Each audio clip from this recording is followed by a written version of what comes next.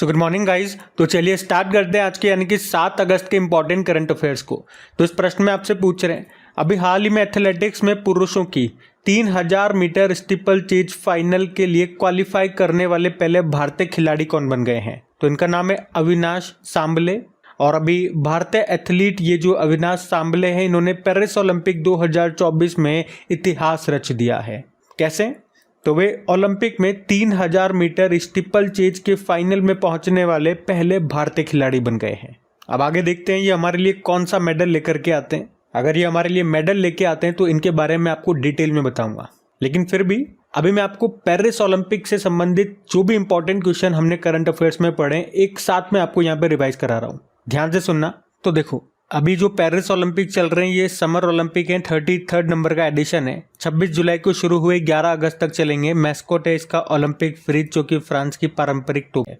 इसमें भारतीय मशाल वाहक अभिनव बिंद्रा हैं और भारतीय टीम को स्पॉन्सर कर रहा है अदानी ग्रुप। इसके उद्घाटन समारोह में ओपनिंग सेरेमनी में ध्वजवाहक फ्लैग बियरर रहे थे शरद कमल और पीवी सिंधु। शरद कमल का संबंध टेबल टेनिस से है और पीवी सिंधु एक बैडमिंटन प्लेयर है।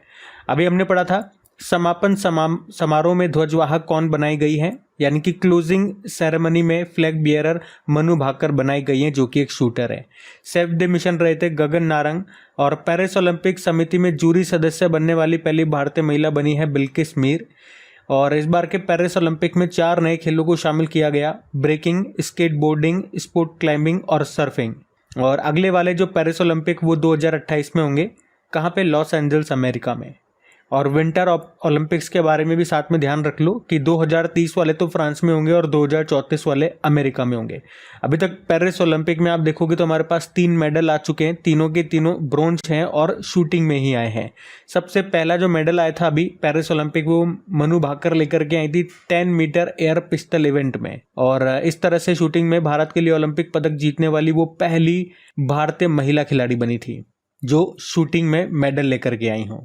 दूसरा पदक मनु भाकर मिक्स्ड इवेंट में लेकर के आई थी, जिसमें मनु भाकर और सरबजोत सिंह ने प्ले किया था, ब्रोंज लेकर के आए थे। और इस तरह से यहाँ पे भी एक रिकॉर्ड हमने बनाया। कौन सा रिकॉर्ड? कि शूटिंग में मिक्स्ड इवेंट में पहली बार हम कोई मेडल लेकर के आए। और इस तरह से आप देख सकते हो मनु भाकर ये एक ही ओलंपिक में 2 मेडल लाने वाली पहली भारतीय बन गई है। और तीसरा मेडल महाराष्ट्र के निशानेबाज ही लेकर के आए थे, स्वप्निल कुसाले इनका नाम है, ये भी ब्रोंज लेकर के आए थे। तो इतने पॉइंट्स अभी आप ध्यान रखना पेरिस ओलंपिक से। हम अगला प्रश्न देखते हैं। फिर अगले प्रश्न में पूछ रहे हैं, अभी हाल ही में राष्ट्रीय हथकरघा दिवस ये कब मनाया गया? तो आंसर होगा 7 अगस्त को। तो भारत में हर साल 7 अगस्त को नेशनल हैंडलूम डे के रूप में मनाया जाता है और इस साल ये इसका 10वां संस्करण है। अच्छा, 7 अगस्त को ही क्यों मनाते हैं? क्योंकि इसी दिन 1905 में स्वदेशी आंदोलन की शुरुआत हुई थी और इस आंदोलन ने भारतीयों को स्वदेशी वस्त्र और उत्पाद अपनाने के लिए प्रेरित किया और विदेशी वस्त्रों को बहिष्कार किया था। वैसे पहला नेशनल हैंडलूम डे हमने 7 अगस्त 2015 को मनाया था चेन्नई में। थीम क्या है इस बार की? सस्टेनेबल हैंडलूम, हरित और समृद्ध भविष्य की ओर। और इसी के साथ मैं आपको बता दूं, इसी अवसर पर मतलब राष्ट्रीय हथकरघा दिवस के अवसर पर नई दिल्ली में विरासत नाम से एक हथकरघा प्रदर्शनी का भी आयोजन किया गया। अभी 3 से लेकर 16 अगस्त तक चलेगी ये। अब इम्पोर्टेंट डे वाला प्रश्न है, तो चलो आज मैं आपको इम्पोर्टेंट डेज का रिवीजन नहीं कराऊंगा और आपसे बोलूंगा कि अभी तक अगस्त में जो भी डेज हमने मनाए हैं, आप कोशिश करो एक बार कमेंट बॉक्स में लिखने की कि कौन कौन से दिवस हमने मनाए और कौन कौन से आपको याद है। आपको पता लगेगा लिखने से, ठीक है? हम अगला प्रश्न देखते हैं अब तक। फिर आपसे पूछ रहे हैं, अभी हाल ही में किस भारतीय कंपनी को पहली बार 2024 फॉर्च्यून ग्लोबल 500 सूची में शामिल किया गया? तो आंसर होगा HDFC बैंक।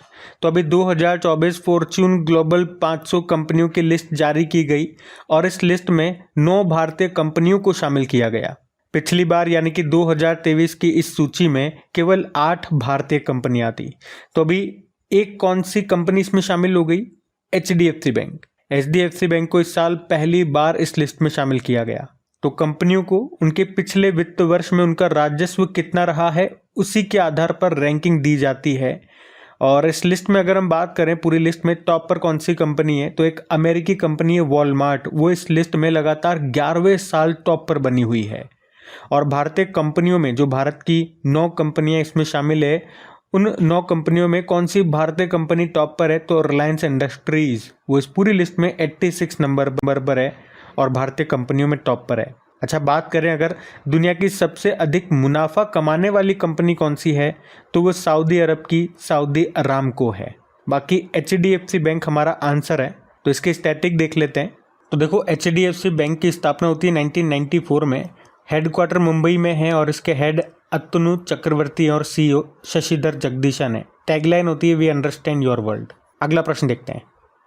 फिर आपसे पूछ रहे अभी हाल ही में हमारी जो राष्ट्रपति हैं द्रौपदी मुर्मू जी, इनको किस देश के सर्वोच्च सम्मान जिसका नाम है companion of the order of Fiji, इससे सम्मानित किया गया?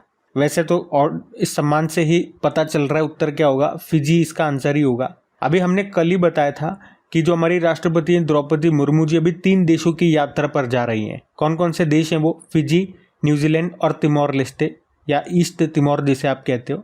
वे सबसे पहले फिजी देश पहुंची है और वहीं पे उनको फिजी देश का सर्वोच्च सम्मान मिला है जिसका नाम है companion of the order of Fiji. अच्छा, आपको ये नाम जरूर सुना सुना लग रहा होगा क्योंकि पिछले साल ये सम्मान हमारे प्रधानमंत्री नरेंद्र मोदी को भी मिला था। तो अब फिजी होने के बाद ये जो हमारी राष्ट्रपति हैं ये न्यूजीलैंड और तिमोर लेस्टे जाएंगी और आप कह सकते हो फिजी और तिमोर लेस्टे जाने वाली ये पहली भारतीय राष्ट्रपति बन गई हैं। पिछले साल राष्ट्रपति द्रौपदी मुर्मू जी को एक देश ने येलो स्टार सम्मान दिया था। किस देश का है वो? याद रखना, सूरीनाम का है। अब फिजी की बात हुई है तो ये रहा मैप में फिजी। कैपिटल होती है सुआ, करेंसी फिजियन डॉलर, प्रेसिडेंट हैं विलियम केटोनिवर और प्रधानमंत्री हैं स्टीवेन राबुका। आपको याद होना चाहिए पिछले साल जो 12वां विश्व हिंदी सम्मेलन हुआ था वो फिजी देश में ही हुआ था। कई बार मैंने आपको रिवाइज करवाया, वैसे याद होगा आप लोगों को। और रिवीजन से याद आया, अगर आप में से कोई इस वीडियो को वेरी फर्स्ट टाइम देख रहे हैं तो मैं आपको बता दूं कि हम करंट अफेयर्स के इंपॉर्टेंट क्वेश्चंस का रिवीजन करते हैं जिसमें बहुत शॉर्ट में मैं आपको एक्सप्लेन करता हूं चीज़ों को और इम्पॉर्टेंट क्वेश्चन ही वहाँ पे मैं कंसिडर करता हूँ। जनवरी से लेके अभी तक जो इम्पोर्टेंट क्वेश्चन है उनका मैं आपको रिवीजन करा रहा हूँ। और इतना ही नहीं, अभी आपकी मैंने एक टेस्ट सीरीज भी स्टार्ट कर दी है और मैंने आपको बोला भी है हर 2 दिन में एक टेस्ट मैं आपके सामने लेकर के आऊँगा जिसमें टॉप 50 क्वेश्चन में रखूँगा, जिसमें कोई एक्सप्लेनेशन नहीं होगा। मैं क्वेश्चन आपको दूंगा, 4 से 5 सेकंड का वक्त दूंगा उसके बाद, और आपको उत्तर बताना है। उत्तर नहीं आएगा तो मैं आपको आंसर बताऊंगा।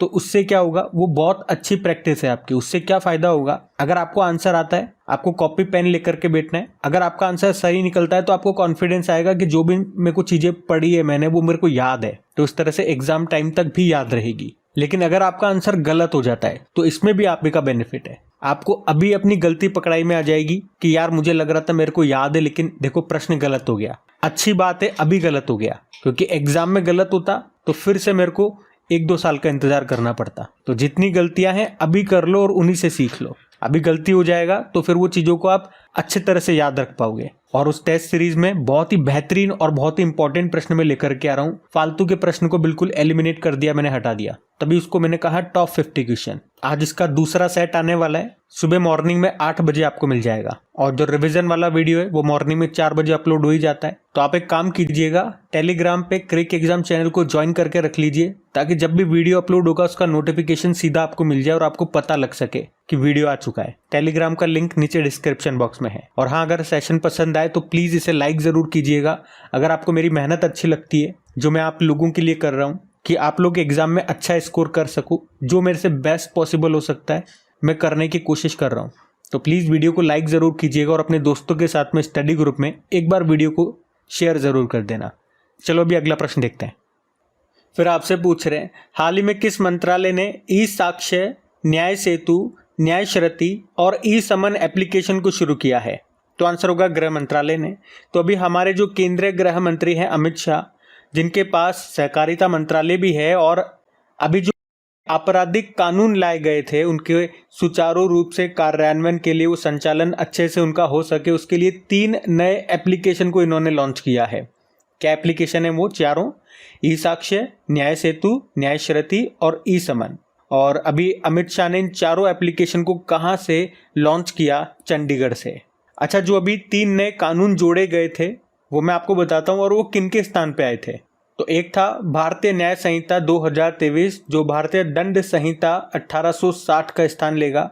भारतीय नागरिक सुरक्षा संहिता 2023 जिसने दंड प्रक्रिया संहिता 1973 का स्थान लिया, और भारतीय साक्ष्य अधिनियम 2023 जिसने भारतीय साक्ष्य अधिनियम 1872 का स्थान लिया। ये तीनों नए कानून 2024 से देश में लागू हो चुके हैं।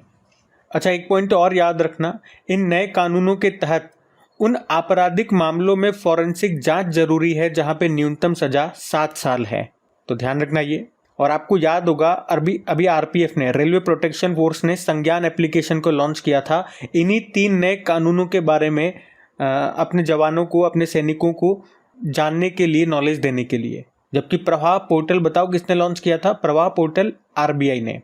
सक्षम application election commission of India ने लॉन्च किया था दिव्यांग व्यक्तियों के लिए। और स्वाति पोर्टल महिलाओं की स्टेम में भागीदारी को बढ़ाने के लिए, स्टेम मतलब साइंस, टेक्नोलॉजी, इंजीनियरिंग, मैथमेटिक्स। तो ध्यान रखना ये। अगला प्रश्न देखते हैं।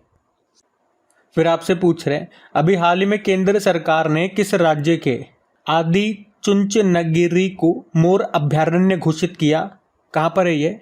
तो आंसर होगा कर्नाटक। तो अभी केंद्र सरकार ने एक तो कर्नाटक के आदि चुंचनगिरी और केरल के चुल्लुआर को मोर अभयारण्य के रूप में घोषित किया है। ये जो आदि चुंचनगिरी है ये कर्नाटक के मांड्या जिले में आता है, और ये जो चुल्लूर है ये केरल के पलक्कड़ जिले में है। और इन दोनों को भी मोर अभयारण्य घोषित कर दिया है सरकार ने। अच्छा, मोर तो हमारा राष्ट्रीय पक्षी है, और कब इसे घोषित किया गया था राष्ट्रीय पक्षी? 1963 में। अच्छा, अगर मैं आपसे पूछूं या एग्जामिनर आपसे अगर पूछे कि नागी और नकटी पक्षी अभयारण्य बताओ ये कहाँ पर है, तो याद रखना बिहार में है। अभी 2024 में हमने पढ़ा था, जून के महीने में ही रामसर साइट का दर्जा इनको मिल गया, तो याद में रखना, पूछा जा सकता है प्रश्न। और पक्षी से मैं आपसे पूछूं, नेशनल बर्ड डे हम कब मनाते हैं? राष्ट्रीय पक्षी दिवस 5 जनवरी को। एक वर्ल्ड स्पैरो डे भी मनाते हैं 20 मार्च को, और एक वर्ल्ड माइग्रेटरी बर्ड डे भी होता है, वो साल में 2 बार होता है, मई और अक्टूबर में दूसरे शनिवार को होता है। तो इस बार 11 मई और 12 अक्टूबर को मना रहे हैं हम लोग, ये ध्यान में रखना। आपको याद है अभी उत्तराखंड ने अपना पहला बर्ड गैलरी खोलने की घोषणा की है, बता सकते हो कहाँ पे? उत्तराखंड में भी कहाँ पे? तो आंसर होगा देहरादून में। वैसे हम बर्ड मैन ऑफ इंडिया किन्हें कहते हैं? कौन है bird man of India? Salim Ali है। और सलीम अली से 2 पॉइंट याद रखना, इनके नाम पे एक नेशनल पार्क है और एक बर्ड सेंचुरी है। तो सलीम अली नेशनल पार्क तो जम्मू कश्मीर में है, और सलीम अली बर्ड सेंचुरी ये आपको गोवा में मिलेगा। तो इतने पॉइंट्स ध्यान रखना। अगला प्रश्न देखते हैं। फिर आपसे पूछ रहे हैं, अभी हाल ही में KHIR-CT इसको लॉन्च करने की घोषणा किसने की है? तो आंसर होगा कर्नाटक। KHIR का मतलब हो गया नॉलेज हेल्थ इनोवेशन रिसर्च। मतलब कर्नाटक सरकार अपनी कैपिटल बंगलुरु में केम्पेगौड़ा एयरपोर्ट के पास में 2000 एकड़ भूमि पर एक ऐसी सिटी बनाएगा जहां पर विश्व स्तरीय विश्वविद्यालय होंगे, वर्ल्ड क्लास हॉस्पिटल होंगे, नवीन उद्योग होंगे, रिसर्च इंस्टीट्यूशंस होंगे इस KHIR सिटी में। और इसको बनाने की लागत आने वाली है 40,000 करोड़ रुपए, और इससे कर्नाटक के अर्थव्यवस्था को, उसकी इकोनॉमी को बढ़ावा मिलेगा। अच्छा, ये जो केम्पेगौड़ा एयरपोर्ट है यहीं पे अभी स्टैचू का भी निर्माण हुआ था। केम्पेगौड़ा जी का ही स्टैचू है जिसको आप कहते हो स्टैचू ऑफ प्रॉस्पेरिटी, जिसकी हाइट है 108 फुट। कर्नाटक की बात करें, कैपिटल बंगलुरु है, मुख्यमंत्री सिद्धारमैया और गवर्नर है थावरचंद गहलोत। आपको याद है विश्व का सबसे लंबा रेलवे प्लेटफॉर्म ये आपको यहीं पे मिलेगा कर्नाटक में, जो हुबली रेलवे स्टेशन है वहां पे। वैसे इस रेलवे स्टेशन का नाम बदल के सिद्धारूढ़ स्वामीजी रेलवे स्टेशन कर दिया है, ये ध्यान रखना। अच्छा, चलो आप लोग बता दो कि इस रेलवे प्लेटफॉर्म की लंबाई कितनी है? इसकी लंबाई आप लोग बताओ। बाकी देखो, ये तो हमने किर सिटी के बारे में पढ़ा जो कि बनेगा कर्नाटक में, लेकिन अगर आपसे पूछा जाए देश की पहली AI सिटी ये कौन सी बनेगी? लखनऊ। यूनेस्को ने अभी किसे भारत का पहला साहित्य का शहर, सिटी ऑफ लिटरेचर घोषित किया? केरल के कोझिकोड को, और संगीत का शहर ग्वालियर को। भारत का पहला सोलर सिटी ये है रांची मध्य प्रदेश। भारत का पहला वेटलैंड सिटी ये उदयपुर राजस्थान। दुनिया की पहली फ्लोटिंग सिटी कौन सा देश बना रहा है? साउथ कोरिया बना रहा है, और इन्होंने कहा 2025 तक बना लेंगे। तो ये कुछ और सिटीज न्यूज में रही थी, इनको ध्यान में रखना। अगला प्रश्न देखते हैं। फिर आपसे पूछ रहे हैं कि वर्ष 2023 में भारत का दूसरा सबसे बड़ा एलएनजी आपूर्तिकर्ता सप्लायर कौन सा है या कौन सा बन गया है? तो आंसर होगा अमेरिका। एलएनजी मतलब लिक्विफाइड नेचुरल गैस। तो वर्ष 2023 में एलएनजी भारत को सप्लाई करने के मामले में जो पहले स्थान पर है वो तो कतर है। पिछले 5 सालों से पहले स्थान पे कतर बना हुआ है, लेकिन अब दूसरे स्थान पे अमेरिका आ गया। अमेरिका ने रिप्लेस कर दिया यूनाइटेड अरब अमीरात को, और इस तरह से वो भारत को एलएनजी सप्लाई करने के मामले में, या यूं कहूँ, दूसरा सबसे बड़ा आपूर्तिकर्ता बन गया है एलएनजी का। एलएनजी मतलब लिक्विफाइड नेचुरल गैस। अच्छा, हमारे घरों पे जो गैस है, जो एलपीजी आपका सिलेंडर आता है, लिक्विफाइड पेट्रोलियम गैस जिसे आप बोलते हो, उसमें मुख्य रूप से क्या होता है, मुख्य घटक क्या होते हैं उसके मुख्य कंपोनेंट? तो ब्यूटेन और प्रोपेन। और उसमें स्मेल आती है जब वो लीक होती है, तो उसमें स्मेल आने के लिए हम क्या डालते हैं? इथाइल मरकैप्टन डालते हैं, जानबूझ के डालते हैं ताकि गैस लीक हो तो आपको स्मेल आ जाए तो तुरंत आप कोई एक्शन ले सकें। बाकी सीएनजी कंप्रेस्ड नेचुरल गैस होती है और उसमें मुख्य घटक होता है मीथेन, CH4।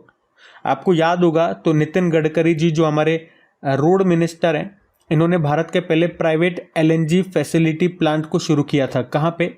नागपुर, महाराष्ट्र में। तो ध्यान रखना ये। अगला प्रश्न देखते हैं। फिर आपसे पूछ रहे हैं कि विश्व बैंक भारत में हरित राष्ट्रीय राजमार्ग परियोजना के लिए कितने का ऋण देगा, कितने का लोन देगा? तो $500 मिलियन। तो वर्ल्ड बैंक भारत में हिमाचल प्रदेश, राजस्थान, उत्तर प्रदेश और आंध्र प्रदेश में 781 किलोमीटर में ग्रीन नेशनल हाईवेज बनाने के लिए $500 मिलियन का लोन देगा। ग्रीन हाईवे मतलब हाईवे के किनारों पे वृक्ष लगाए जाएंगे ताकि वायु प्रदूषण, एयर पॉल्यूशन और धूल के प्रभाव को कम किया जा सके। तो वर्ल्ड बैंक लोन देगा, याद रखना। वर्ल्ड बैंक की बात करें, स्थापना होती है 1944 में। हेडक्वार्टर वाशिंगटन डीसी और हेड हैं अजय बंगा। ये भारतीय मूल के इंपॉर्टेंट नाम है, ये एग्जाम में एक बार पूछा जा चुका है। आपको याद होगा अभी एक भारतीय हैं जिनको वर्ल्ड बैंक आर्थिक सलाहकार पैनल में नियुक्त किया गया था। क्या नाम है उनका? राकेश मोहन उनका नाम है।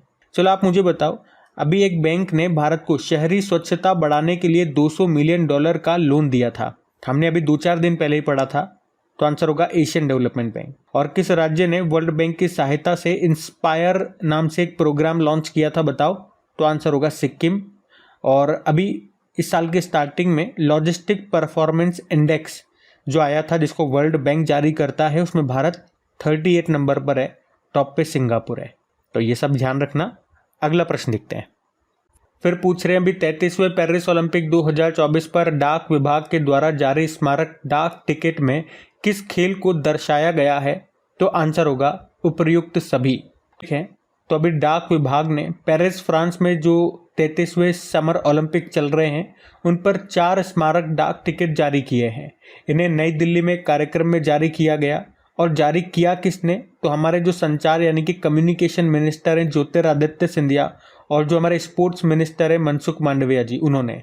और यहाँ पे ये जो 4 टिकट हैं, 4 डाक टिकट हैं, ये 4 ओलंपिक खेलों को दर्शाते हैं। भाला फेंक, फील्ड हॉकी, नौकायान और टेबल टेनिस। बाकी आप जानते हो, अगर पूछे कि ओलंपिक में पदक लाने वाले पहले भारतीय कौन थे, तो केडी जाधव थे। वो एक पहलवान थे, ब्रोंज लेकर के आए थे हालांकि, लेकिन वो हमारा पहला पदक था ओलंपिक में 1952 के हेलसिंकी ओलंपिक में लेकर के आए थे। वहीं पहली महिला कौन लेकर के आई थी पदक? कर्णम मल्लेश्वरी। सन 2000 में सिडनी ओलंपिक में वो एक वेटलिफ्टर थी, वो भी ब्रॉन्ज मेडल लेकर के आई थी। और अभी मनु भाकर से एक प्रश्न हमने पढ़ा था, एक ही ओलंपिक में 2 पदक जीती एकमात्र भारतीय, ये बन गई हैं मनु भाकर, जो कि एक शूटर हैं, याद रखना। और इस बार के पेरिस ओलंपिक में हमने देखा वो ध्वजवाहक भी रहेंगी समापन समारोह में, क्लोजिंग सेरेमनी में। तो गाइज ये थी आज की आपकी करंट अफेयर्स की क्लास। उम्मीद करूंगा सेशन आपको अच्छा लगेगा। कमेंट करके जरूर बताएं आप लोग कैसा लगा आपको सेशन। बाकी रिवीजन वाली क्लास और वो टेस्ट जरूर लगा लेना, वो आप ही के लिए है, क्योंकि जो टेस्ट का जो फर्स्ट सेट मैंने डाला है, कोई भी स्टूडेंट ऐसा नहीं है जिनके सारे प्रश्न सही गए हों। 50 में से किसी के 40 सही हैं, किसी के 30 सही हैं, 42 सही हैं। ये बात मैं इसलिए बोल रहा हूँ कि आप खुद से देखो, जो आपने प्रश्न आज गलत कर दिए, अगर मान लो उसी में से प्रश्न आपके एग्जाम में आ जाते तो आपका तो गलत हो जाता ना मामला। तो यही आपको देखना है। चलो अभी कल का करंट अफेयर्स का मैं आपको क्विक रिवीजन करा दूं, फिर हम सेशन एंड करते हैं। तो यहाँ पे हम 6 अगस्त के इंपॉर्टेंट करंट अफेयर्स का क्विक रिवीजन करेंगे। पेरिस ओलंपिक 2024 के समापन समारोह में भारतीय ध्वजवाहक कौन बनी है? तो आंसर होगा मनु भाकर। और फिर पूछा था एशियन क्रिकेट काउंसिल के नए अध्यक्ष कौन होंगे? मोहसिन नकवी पाकिस्तान क्रिकेट बोर्ड के अध्यक्ष हैं, ये जनवरी 2025 से पद संभालेंगे। और फिर हमने देखा 2025 में दुनिया की पहली थोरियम पिघला हुआ नमक परमाणु रिएक्टर परियोजना को शुरू करेगा चाइना। फिर पूछा 5वें गोल्डन स्लैम विनर कौन बन गए? नोवाक जोकोविच। और शेख हसीना ने पद से इस्तीफा दे दिया, वो किस देश की प्रधानमंत्री थी? बांग्लादेश। और अमेरिका के राष्ट्रपति पद की उम्मीदवार बनने वाली पहली अश्वेत और पहली दक्षिण एशियाई महिला बन गई हैं कमला हैरिस। राष्ट्रपति द्रौपदी मुर्मू किस देश की यात्रा करने वाली पहली राष्ट्रपति बनी हैं? तो फिजी और तिमोर लेस्ते। फिर पूछा academy of motion pictures arts and sciences के अध्यक्ष बन गई जेनेट यांग। यूनिटी स्मॉल फाइनेंस बैंक के एमडी सीईओ इंद्रजीत कैमोत्रा बन गए। और आखिरी प्रश्न था संयुक्त राष्ट्र कमान में 18वें सदस्य देश के रूप में अभी कौन शामिल किया गया? तो जर्मनी। चलो अभी कल का होमवर्क प्रश्न देखते हैं और सेशन एंड करते हैं। तो कल के वीडियो में पूछा था सुल्तान अजलान शाह ट्रॉफी 2024 को किसने जीता? तो आंसर होगा जापान ने। आप सभी ने प्रश्न का बिल्कुल सही उत्तर दिया। अब ये रहा आज का आपका होमवर्क प्रश्न।